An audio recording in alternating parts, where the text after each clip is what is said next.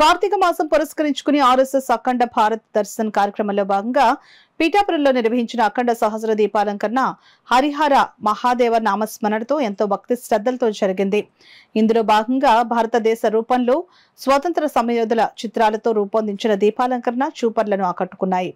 కాకినాడ జిల్లా పిఠాపురం శ్రీ సూర్యరాయ విద్యానంద గ్రంథాలయం ఆవరణలో రాష్ట్రీయ స్వయం సేవక్ సంఘ్ ఆధ్వర్యంలో నిర్వహించిన అఖండ సహస్ర దీపాలంకరణ కార్యక్రమం ఘనంగా జరిగింది. ప్రజలు అధిక సంఖ్యలో హాజరై దీపాలతో పలు విధాలుగా అలంకరణ చేశారు.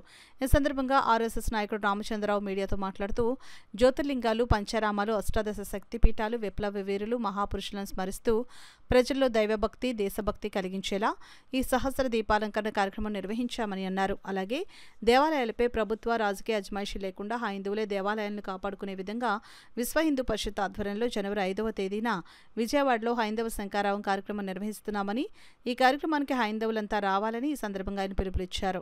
కార్యక్రమంలో కొండేపూడి శంకర్రావు, అల్లవరపు నగేష్, రాయుడు శ్రీనివాస్ తదితరులు పాల్గొన్నారు. కలియుగంలో హిందువులుగా మనందరం జన్మించాం. ఈనాడు మన సనాతన ధర్మానికి చాలా వ్యతిరేకమైనటువంటి భావనతోటి విదేశీ కుట్రలు కూడా జరుగుతున్నాయి. ఎలాగైనా సరే ఈ దేశాన్ని మళ్ళీ నాశనం చేయాలని. కానీ మనకు ఉన్నటువంటి ప్రస్తుతం ఉన్నటువంటి ప్రభుత్వం వారు చాలా చక్కటి యోజనాబద్ధంగా మన దేశం అభివృద్ధి చెందాలి అంటే మన భారతదేశ యొక్క సంస్కృతిని, సాంప్రదాయాన్ని కాపాడేటువంటి బాధ్యత మన అందరి మీద ఉంది.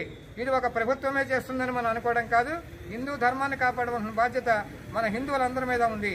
కాబట్టి ఈ కార్యక్రమాన్ని సంఘటితంగా మనం ఎదుర్కొంటే రాబోయేటువంటి రోజుల్లో ఇవాళ అన్య మతస్థుల యొక్క ప్రభావం చాలా మనకి తీవ్రంగా కనబడుతుంది. ఎవరు లోకువ అంటే హిందువులే లోకుగా కనబడుతున్నారు. ఇదే పరిస్థితి మన దాడులు జరిగినప్పుడు మిగతా మతాల మీద కనుక దాడి జరిగితే ఏ విధమైనటువంటి స్పందన వస్తుందో ఒక్కసారి ఊహించుకోండి. కాబట్టి మనం దీని నుంచి తగ్గించుకొని మన దేవాలయాన్ని మనం రక్షించుకోవడానికి మన వంతు కర్తవ్యంగా మనం ప్రభుత్వాన్ని అడుగుతున్నాం. మొట్టమొదటి కోరిక, ఈ ప్రభుత్వానికి ప్రభుత్వ పరంగా కానీ రాజకీయ పరంగా కానీ మా దేవాలయాన్ని మేమే రక్షించుకుంటాము.